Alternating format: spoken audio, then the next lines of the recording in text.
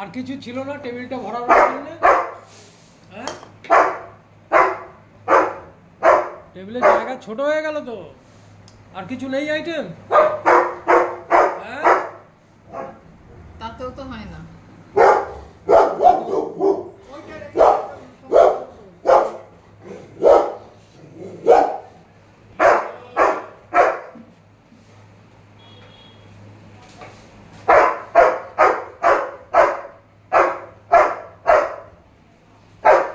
কেন চিৎকার করছিস কেন?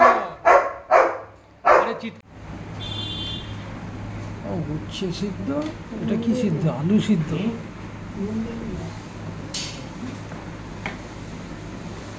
থাক থাক থাক, আমি ছাড়ি নেবো, আমি ছাড়ি নেবো।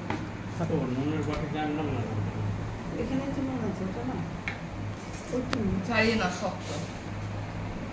নুনটা রেখে এসছি তখন রান্না করবো না।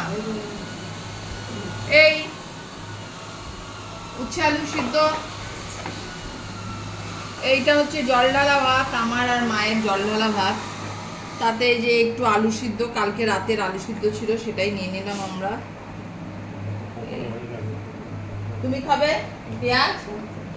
তুমি খাবে পেঁয়াজ? কি দিয়ে? ওই সিদ্ধ দিয়ে খেয়ে নেবো, যা খুশি দিয়ে খেয়ে নেবো, ডাল দিয়ে খেয়ে নেবো। আচ্ছা, এই যে মায়ের জন্য পেঁয়াজ। এখানে এই যে ফ্রেঞ্চ ফ্রাই আছে।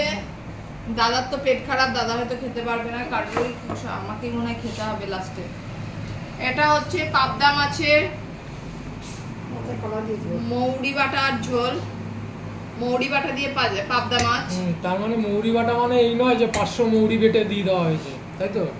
তা কেন হবে, যতটা পরিমাণ মতো লাগবে ততটাই। না, সর্ষে ইলিশ মৌরি হচ্ছে পেট ঠান্ডা রাখে, তাই জন্য। সেই জন্য পরিমাণটা কত মৌরির?